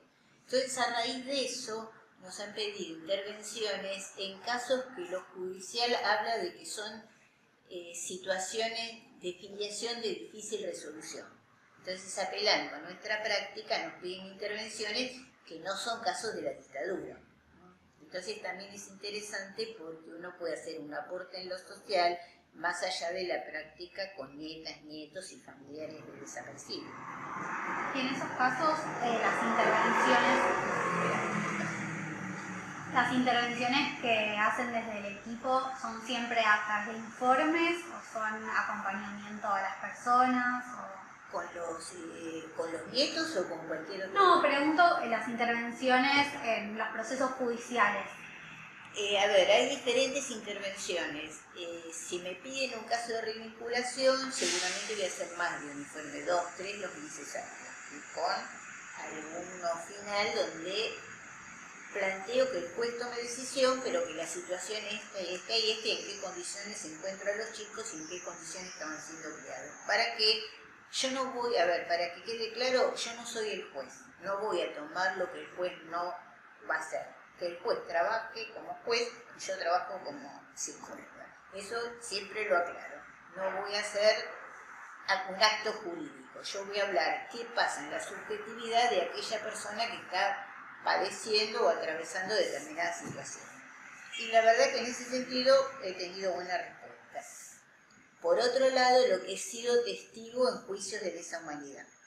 En 2 casos en La Plata, el caso de algunos que nacieron en la comisaría 15 de La Plata, en donde la verdad que fue muy impactante para mí, porque un día voy como testigo, porque Manuel Lovelli, abogado de La Plata en ese momento, me convoca para que yo diga cuáles serían los efectos de la apropiación en la subjetividad. Entonces, no sé si ustedes estuvieron una vez como testigo en un juicio, pero uno llega y lo ponen en la salita de los testigos, porque uno no puede escuchar lo que testimonian los testigos anteriores. Cuando toca hablar, entonces uno pasa y después sí puede escuchar. Entonces, era en la Sociedad Hebraica de La Plata, que tenían un teatro, entonces lo habían alquilado porque no tenían espacio en otro lugar.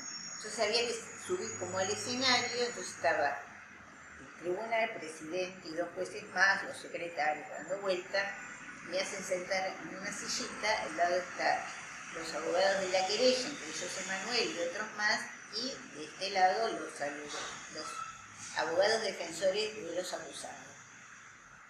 Detrás mío había 25 represores. Yo no sabía. Bueno, y entre ellos el Chicolás. Entonces, el presidente era Rosán.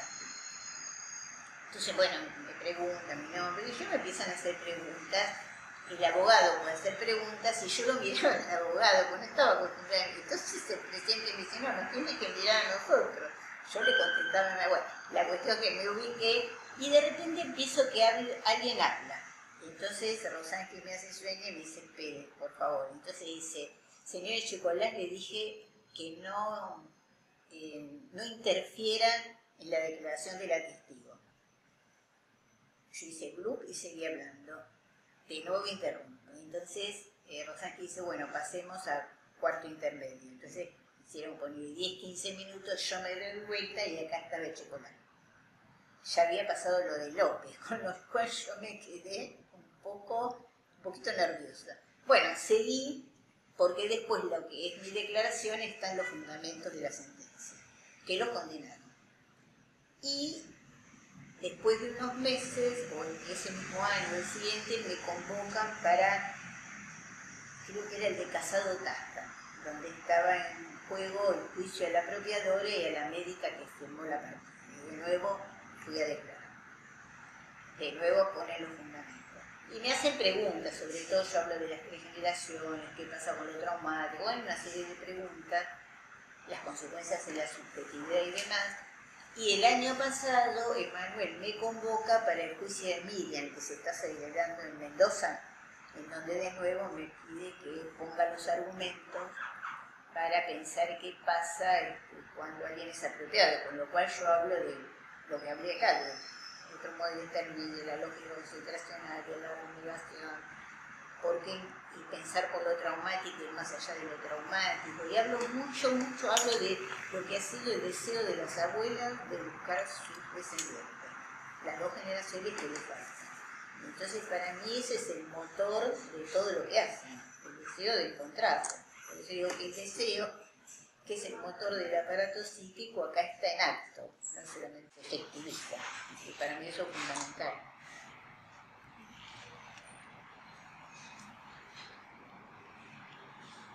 ¿Te gustaría hablar un poquito de cada una de las abuelas con las que más proximidad tenías, como para describirlas y el clima también? Y bueno, las primeras que conocí la conocí a Chicha,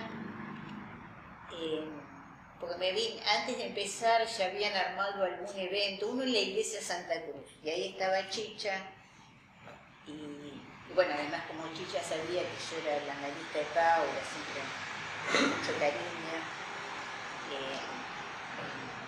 me recibía, digamos. Bueno, Estela también la conocí, y la abuela de Paula, Elsa, que siempre tuvo un aspecto particular conmigo y yo con ella, digamos, porque la verdad que fue... Igual siempre mantuve la distancia necesaria como para no interferir en el tratamiento, ¿no? Y además Paula quería que la familia lo más lejos posible. Además hay algo que no sé si se dio en otro caso, pero vale la pena aclararlo. Paula venía al tratamiento con custodia policial armada. Cuando es el acto de restitución, el apropiador amenaza con matarle y matarse. Entonces, la justicia le pone un auto con custodia policial, armas largas, en donde ella iba al colegio, se paraba en la puerta del colegio, la traía a la casa en la puerta de la casa. Después se mudan a la capital, cualquier actividad, y ella venía a tratamiento con el custodia policial armada. Tal es así que algún vecino un día me dice, porque yo vivía en ese momento en una calle que quedaba como si fuera un pasaje, que no era un pasaje, después se cortaba con un colegio y después seguía en Belgrano. Y entonces me dijo, usted está atendiendo, pensaban que atendía a un militar, porque al ver el auto... Bueno, conclusión que... imagínense la gravedad de la situación. Entonces siempre estuve también tomada por esto de que, bueno, ¿qué pasa?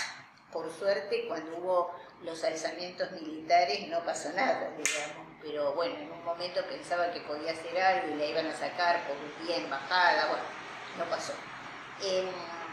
Entonces, con Elsa también he tenido trato, pero con cierta distancia, porque para no interferir el tratamiento.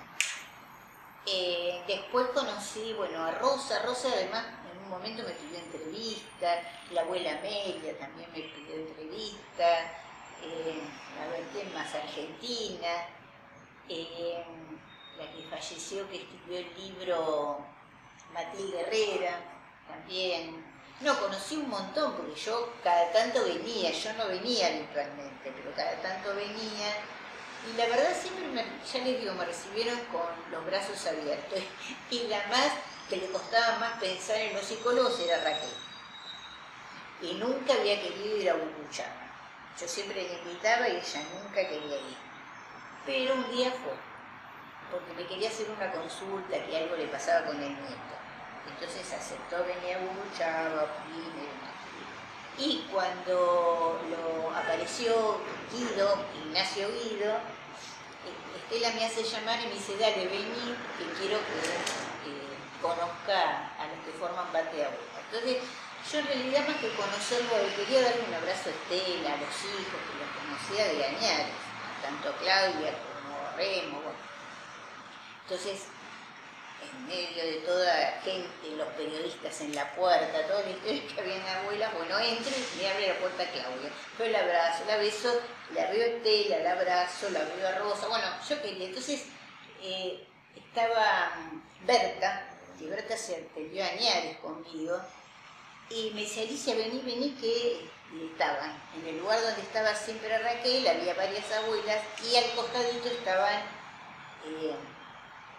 para mí Guido, todavía, después Ignacio Guido, con otros nietos, con gente de abuela. Entonces Berta me dice, vení que yo te quiero presentar. Le digo, no lo moleste. No, vení. Entonces le dice, Guido, te quiero presentar, y le da mi nombre, y ella se queda pensando, ella es, y lo mira y dice, la que te cura la cabeza. Entonces el otro me mira, todos los otros le dicen así, pero bueno, lo saludo y me doy vuelta para saludar a otro. Entonces Raquel baja la voz y dice, desenvuelta, porque ahí están nuestros bebés.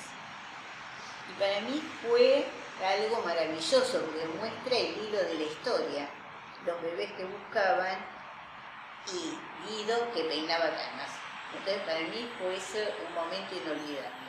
Y entonces me dice Raquel, ¿te imaginas si encuentro a mi nieto y no me quiere? Y entonces yo le pego, Raquel. Voy a usar la violencia. Entonces se mataban de risa, pero la verdad que, no sé, a mí siempre me recibieron con más cercanía, menos, pero siempre me recibieron. Bueno, después conocí, la que también tenía una relación muy buena conmigo era Negrita Segarra, porque varias veces fui a Mar del Plata invitada por la universidad o para presentar algunos de los libros que fuimos publicando, y entonces siempre me iba a buscar Negrita, me llevaba al hotel que ella conseguía, me iba a buscar para comer, entonces siempre con Negrita Segarra, con Delia los últimos años, que también a raíz del nieto,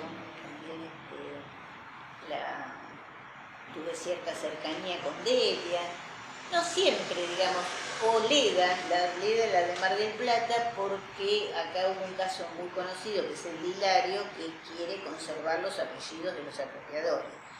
Entonces, como hizo un juicio para conservarlo, Alan, que en ese momento era el abogado de Abuelas, me pidió que lo acompañara a una audiencia donde Hilario iba a exponer sus razones. Y Alan me dijo, nosotros vamos a escuchar y no vamos a hablar. Yo mucho menos, lo jurídico lo llevaba él y no hablamos. Pero después a Hilario se le hizo un peritaje, entonces yo estuve como perito de parte para la parte psi y Nora para la parte de psiquiatría. Entonces fue muy interesante porque a partir de lo que estuve asistiendo, armé un informe en dos partes. Y pude situar bien algunas cosas. Por ejemplo, en un peritaje que le habían hecho, le ponen que la madre está fallecida y el padre desaparecido. Yo aclaro, la madre fue asesinada, no es que falleció, porque yo leo, falleció, y puedo pensar que del corazón, que la atropelló, qué sé yo. Entonces dije, no, la madre fue asesinada en la ESMA, pongamos como corresponde. Y entonces yo, bueno, y hay varias cuestiones que argumento porque la gente del peritaje decía que él podía decidir porque era autónomo. Y entonces yo digo, ¿de qué autonomía me hablan si estuvo criado bajo una lógica concentracionaria? Él repite lo que escuchó con sus palabras ahora, pero de la forma en que lo habían criado. Bueno, yo armé un informe contestando un informe donde hablan de la muerte y no del asesinato, y después otro informe en relación al peritaje, donde pongo algunas objeciones. Y además yo en su momento le pregunto, Hilario, decime, si vos no inscribís a tus padres en la partida de nacimiento, vuelven a desaparecer otra vez. Ahora, una cosa que estén en la partida de nacimiento como corresponde y después ver cómo se justifica la apropiación. Entonces yo le hago una pregunta. ¿Y si vos aceptás como es la inscripción de origen y después pedís que te adopten? Y entonces ahí se quedó cortado, porque parece que no habían pensado que podría ser posible, una vez inscripto como correspondía, que él solicite la adopción de esta gente que lo crió. Lamentablemente el tribunal decidió darle la razón por esto de que él es autónomo y demás, y él pudo conservar sus apellidos. Y es lo que pide Miriam, la nieta de Mendoza. Pero ahí Abuelas decidió no insistir, porque llega un momento en que más se puede hacer, porque si no, lo jurídico es interminable. Y yo digo, bueno, pero esperemos, yo siempre, por ahí soy ingenua en eso, digo, uno no sabe las vueltas de la vida, qué efectos le puede hacer, y que en algún momento él dé otra vuelta y piense otra cosa. El mejor ejemplo son los mellizos Gallardo Tolosa. que después de tantos años ubican de qué es lo que pasó. Entonces, yo creo que hay que apostar a eso. No, pero entiendo que jurídicamente tienen que exigir cosas las abuelas. Eso desde ya, en eso las acompaño. Pero a veces lo jurídico pone límites, porque creo que lo más difícil de aceptar para la sociedad fue la apropiación de niños. Mencionabas recién abuelas que viven en otras ciudades y creo que mencionabas antes algunos psicólogos y psicólogas de otras ciudades del país. Entonces queríamos preguntarte si hay psicólogos que forman parte del Centro de Atención por el Derecho a la Identidad en otras filiales de abuelas. Ah, sí, cada filial tiene en Córdoba hay más de uno, que hay un pequeño equipo. Lo que pasa es que los que trabajamos más parecidos es Rosario, Mar del Plata. En La Plata también, con variantes. Córdoba tiene como un sistema particular porque ellos están presentes en el momento que le hacen la extracción, porque se hace en la sede de abuelas. Entonces los psicólogos están presentes para acompañar a la persona. Y ahí por ahí le ofrecen. Nosotros no estamos presentes en la extracción porque sería imposible por nuestra forma de trabajo y además porque está el equipo interdisciplinario si es necesario, que sea que en lugares fuera de la capital, pero a veces por orden judicial le asisten. Pero aquellos que van espontáneamente van al banco, se hacen el análisis. Ahora, en el mientras tanto piden, entonces acá vienen y, bueno, o a veces hacen tratamiento, a veces son entrevistas que vamos acompañando. Pero sí, las filiales tienen, esa es la idea de tener, aunque sea uno. Lo que pasa es que, a ver, son muchos menos las demandas, es muchísimo lo que concentra la capital de lo que aparecen en los otros lados.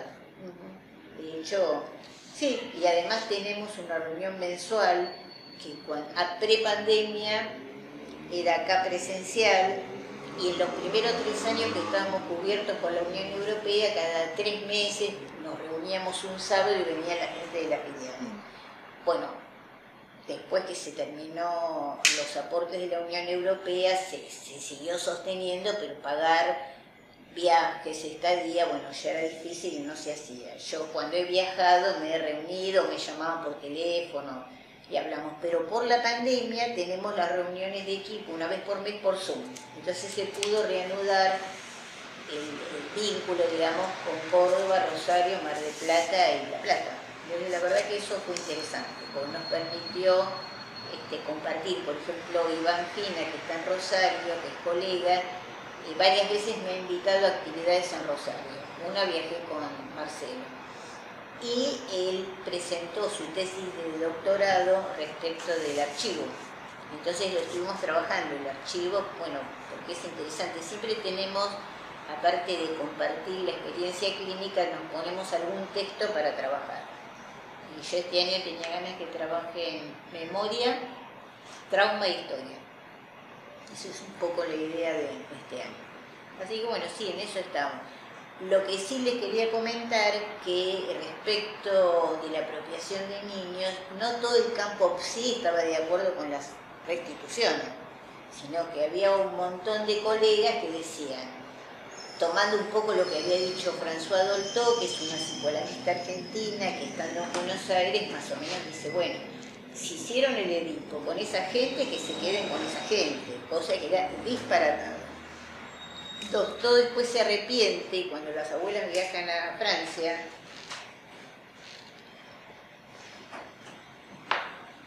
pide hablar con ella y reconoce que ella había tomado el caso de unos chicos judíos que había sido entregado a campesinos para salvarlos y cuando termina la guerra los familiares lo van a buscar y los campesinos no querían entregarlos porque los habían criado.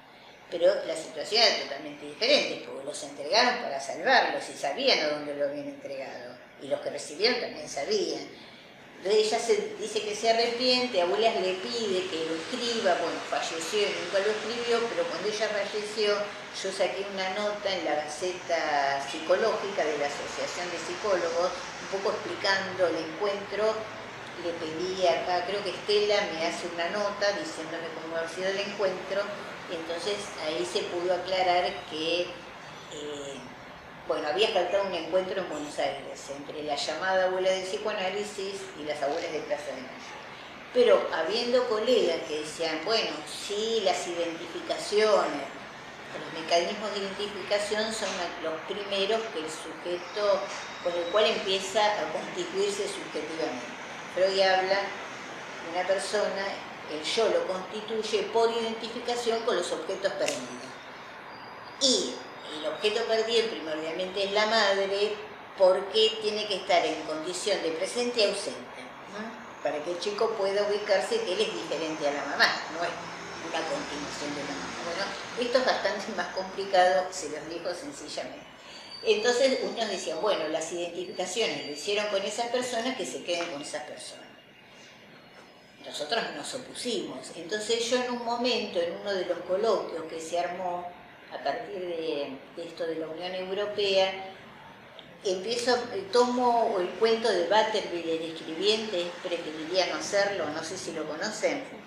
Entonces, Butterby, que era un oficinista, le hacían hacer escritos, en épocas que en computadoras todo se hacía manual.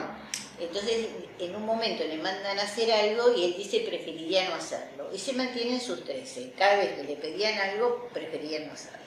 Bueno, este cuento tiene múltiples interpretaciones de filósofos, escritores. Entonces yo tomo preferiría no hacerlo y lo convierto en preferiría no saberlo. Entonces yo creo que muchos colegas y mucha gente prefería no saber de qué se trataba la apropiación del niño, porque era lo más doloroso y por eso se oponían a que después el niño, en ese momento, cuando eran chicos, volviera con la familia de origen, que nunca había abandonado la búsqueda, ¿no?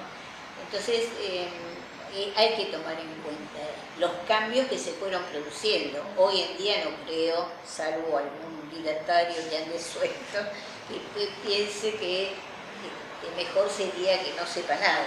Lo que sí tienen esa posición, los que tienen personas que apropiaron y al día de hoy no dicen. Eso sí, mejor no saber. ¿Nos podés identificar en qué momento eso empieza a moverse un poquito más? ¿En qué contexto histórico? Me parece que algo un poquito más empieza a mover cuando los jóvenes empiezan a acercar.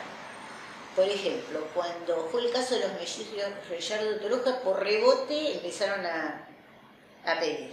Cuando fue Rock por la Identidad, ahí está el evento de Rock por la Identidad, el evento de Teatro por la Identidad, vos sabés quién sos, entonces, y algunas cosas que aparecieron por televisión, digamos, todo eso mueve y por eso es que empiezan a llegar pedidos, tengo dudas y demás.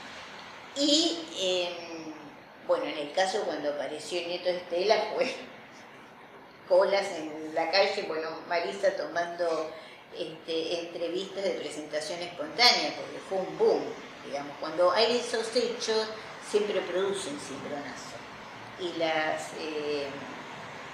lo de televisión siempre llega, digamos, después fue Rock por la Identidad, Televisión por la Identidad, que eso también trajo un evento, porque se contaron 3 historias, bueno, teatro, poesía, ahora Twitter, digamos, hay una serie de eventos, historietas por la identidad, también hay toda una serie de eventos donde sí es cierto que algunos llegan a determinado público, no llegan a la población en general. Por eso es importante que se siga trabajando como para que las personas se sigan acercando. Y una de las últimas tareas, últimas no, porque empezamos, dejamos y retomamos, es acercamientos. Abuelas con las denuncias que tienen, lo que se hace un legajo de cada una de esas denuncias. Entonces, para una persona por ahí hay 5 denuncias y para otra hay 1. Entonces me propusieron armar un espacio donde venía alguien de CONADI y los de abuelas que trabajaban en investigaciones, pero decidieron armar el equipo de acercamientos, en donde estudiábamos una vez por mes, se reunían conmigo, a pedido de Estela, y en su momento había sido pedido de Abel, y viéramos las condiciones, si estaban dadas las condiciones para el acercamiento. Entonces yo lo que trataba de fijarme en las denuncias, si hablaban algo de alguna situación subjetiva que podía ser contraproducente hablar. Por ejemplo, si había tenido intentos de suicidio, o si había sido violento, o si tenía problemas de drogadicción, digamos, es porque era un riesgo acercarse que la persona después hiciera un pasaje al agua. Entonces eso yo recomendaba diciéndole que había denuncia y la persona aceptaba tener entrevistas para hacerse el análisis. Lamentablemente descartaban, todos eran que excluían. Y si no entraba por vía judicial. Pandemia de por medio no se hizo, obviamente, los acercamientos. Pero este año CONADI, la gente de CONADI me pidió que desde el equipo de investigaciones de CONADI van a hacer los acercamientos, no desde ahora. Entonces, el viernes justo tuve una reunión donde estuvimos trabajando aproximadamente 18 casos de 24 que habían presentado. Entonces, bueno, lo hicimos por Zoom, viendo caso por caso si estaban dadas las condiciones. Y, lamentablemente hay casos muy antiguos y la verdad que el tiempo, no sé cómo juega, digamos, ¿no? Si son denuncias de los 80 y pico al 2022, es muchísimo tiempo. Pero bueno, tampoco la institución puede todo, ¿no? Entonces se va haciendo. Ali, recién mencionabas algunos eventos y estrategias hacia afuera, como Rock por la Identidad. Queríamos preguntarte si el equipo o vos tuviste participación en el seminario que se hizo en el año 92, el Seminario Internacional, Filiación, Identidad, Restitución, que se hizo en el San Martín, si te acordás. Organizadora, como organizadora de la parte sí, lo hicimos. Fue muy importante y bueno, ahí se presentaron diferentes situaciones, fue gente como Fernando Ulloa, que fue de los primeros que empezó a hablar, que era muy interesante porque tiene un trabajo escrito que se llama La ética del analista frente a los siniestros, y donde tomaba la función del analista con personas afectadas por el terrorismo de Estado y el tema de los niños. Y fue con invitaciones nacionales e internacionales, yo puse ahí también. Y en ese momento, sí, yo estaba sola con mi equipo, no había. Porque Laura iba y venía, nunca se había terminado de ir, nunca se quedaba incluida. Pero fue interesante porque se le dio un lugar importante a Laura, que me parece que era un reconocimiento institucional a lo que había sido su recorrido en la vuelta. Ya hacía 2 años que el equipo se había ido, entonces se invitó a otros colegas para hablar del tema. Sí, fue muy interesante, porque tuve lo jurídico, lo institucional, antropología, tuvo todo el tema de la parte de genética, sí, fue importante. Y algún evento importante. Perdón, sobre ese seminario en particular, ¿te acordás si en el contexto de los 90 o principios de los 90 si tuvo algún impacto en particular sobre la sociedad? ¿O qué recepción tuvo? A ver, como hablas con el barbijo no te terminé de ¿Qué escuchar. recepción tuvo el seminario en el 92 en ese contexto como más adverso de principios de los 90? Sí, pero como era principios de los 90, sí, Menem no se había mostrado en todo su esplendor, tuvo mucha repercusión. Sí, fue un evento importante. Sí, fue un evento importante. Y bueno, se dieron el San Martín, digamos, para hacerlo, fue mucha gente.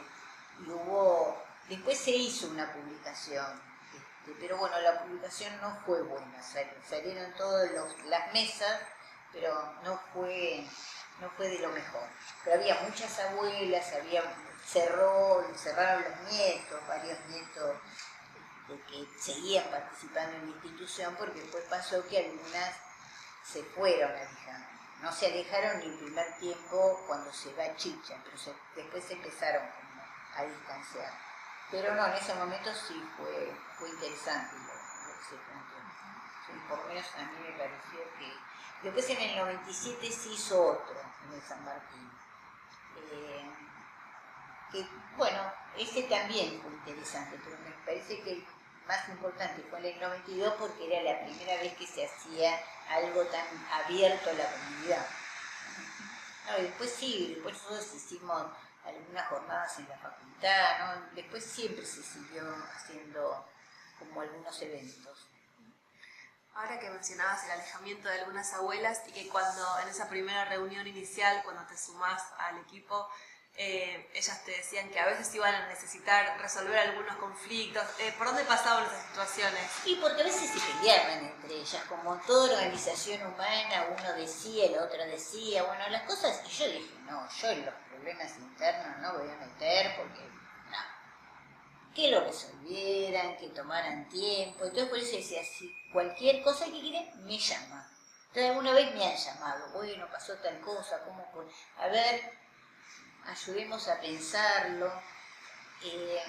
Una vez fue una reunión que fueron 2 o 3 reuniones para mí centrales, porque una vez me llaman, era un sábado, porque un análisis que había dado positivo después dio negativo, cuando se cruzó bien. Entonces, ¿cómo decirle a la nieta que ella no era de la familia que decían que era?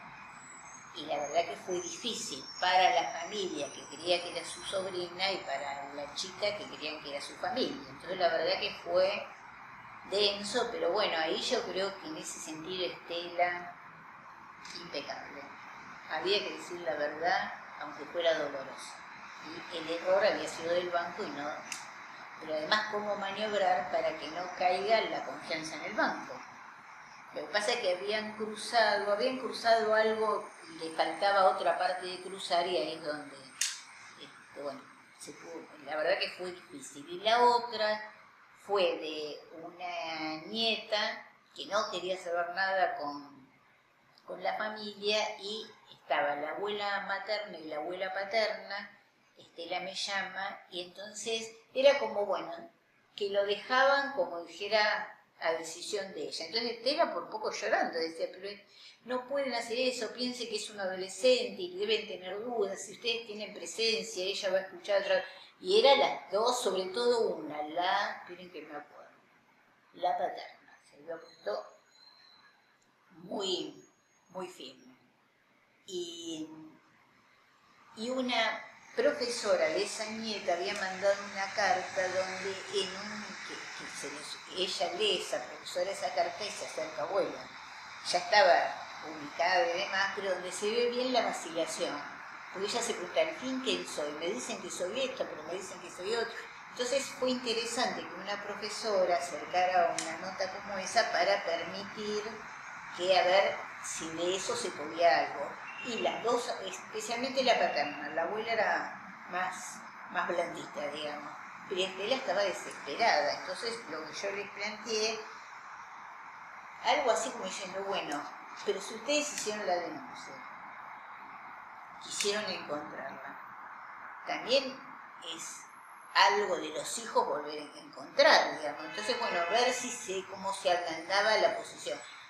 Cuando yo me despedí, dije, acá no se ablandó nada, pero resulta que después me fui enterando de cómo, bueno, ellos tuvieron cierto acercamiento, ella también, y en un momento me pide una entrevista y me dice, yo tengo culpa, ¿cómo es que me dijo?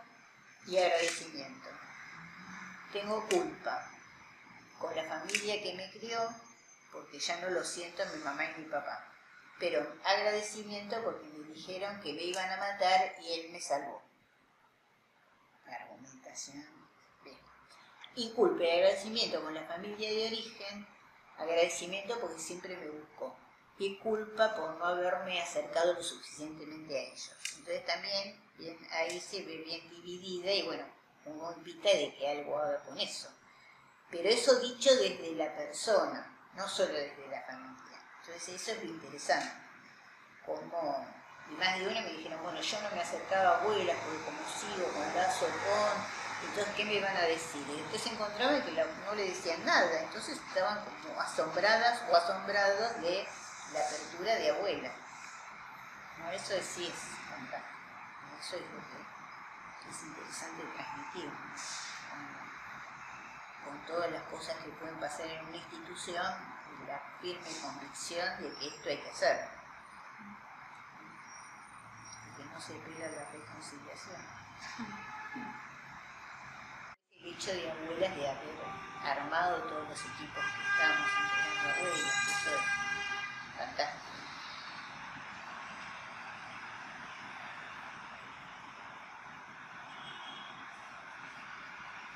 Bueno, queríamos por ahí para ir cerrando, me parece, preguntarte unas últimas cosas. Primero que vimos que hace varios años ya, para el libro de los 30 años, te habían preguntado cómo veías el futuro de la institución y nos parecía lindo volver a preguntártelo. El futuro de la institución, creo que ya a esta altura, además de las abuelas, están los nietos y hermanos que buscan hermanos o hermanas, ¿no? Entonces me parece que la búsqueda va más allá de quienes estamos presentes ahora, ¿no? Todos vamos creciendo y bueno, esperemos que otras generaciones que están ligadas al tema puedan tomar lo que iniciaron las abuelas con el respeto que le han hecho las abuelas, que para mí eso es fundamental, saber que esto se tiene que hacer desde un lugar ético, ¿no? Un lugar donde sí es eso, la ética esté presente y que permita a aquel que tiene dudas o que fuera ubicado acercarse de la mejor manera posible y dar el tiempo necesario para que se haga la idea de lo que se le abre con develar una verdad que para algunos es oculta. Entonces, en la medida que esté presente de esto que siempre se habla, memoria, verdad y justicia, que esto esté presente para aquellos que sigan en la institución. Entonces yo le veo esta posibilidad de que algo se siga manteniendo, armando, que la búsqueda siga, todo lo que sea posible para, bueno, que todos empujemos para que los nietos y nietas sean encontrados. Entonces en ese sentido le veo promisoria la situación. Le veo que hay muchos que están involucrados y que han tomado la posta. Bueno, de hecho ustedes son más jóvenes y sin embargo están acá. Entonces quiere decir que algo de eso de sembrar memoria tiene efectividad en las nuevas generaciones. Y la otra pregunta, o dos preguntas, sería ¿qué son para vos las abuelas y qué aprendiste de ellas a lo largo del tiempo? Y bueno, poder decir, digamos que en un sentido fue un aprendizaje inesperado, ¿no? Porque yo nunca pensé que iba que es avatares de la vida, me iba a quedar ligado a este tema con tantos años, ¿no?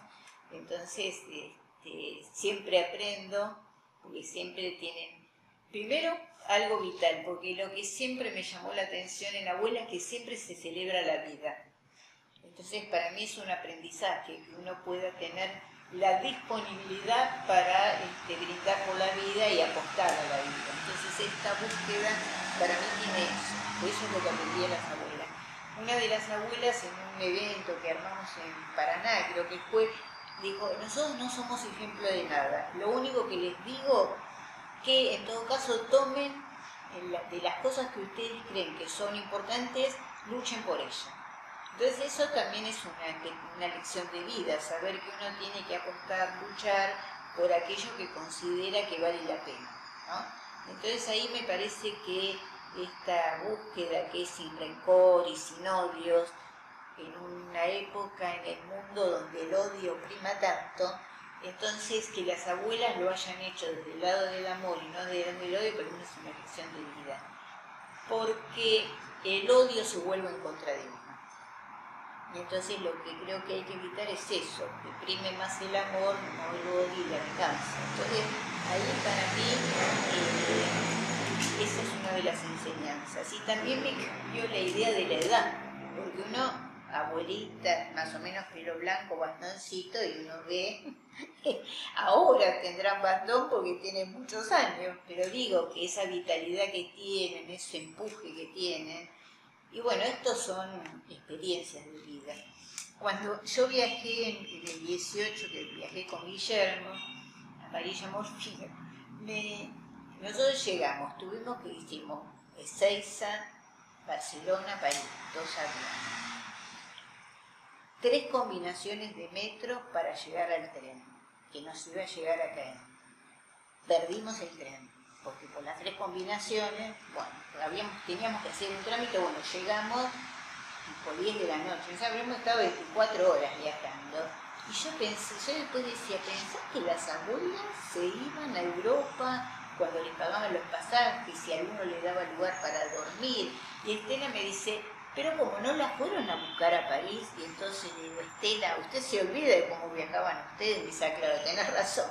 O sea que, digo, heroicas estas mujeres que se iban recorriendo el mundo de la manera en que podían para hacerse escuchar. Entonces dije, más lección de vida que eso, para hacer escuchar la búsqueda, no para algo, para su propia satisfacción, una satisfacción compartida, por supuesto que en cada restitución está lo propio, pero lo socializa. Entonces para mí esas cosas que hayan socializado el dolor para transformarlo en amor y búsqueda y ese deseo de sí, eso es la lección de vida. Gracias. Muchas gracias. No, gracias a ustedes que se preocuparon en escucharme. Es muy lindo escucharte. ¿Eh? No, que es muy lindo escucharte.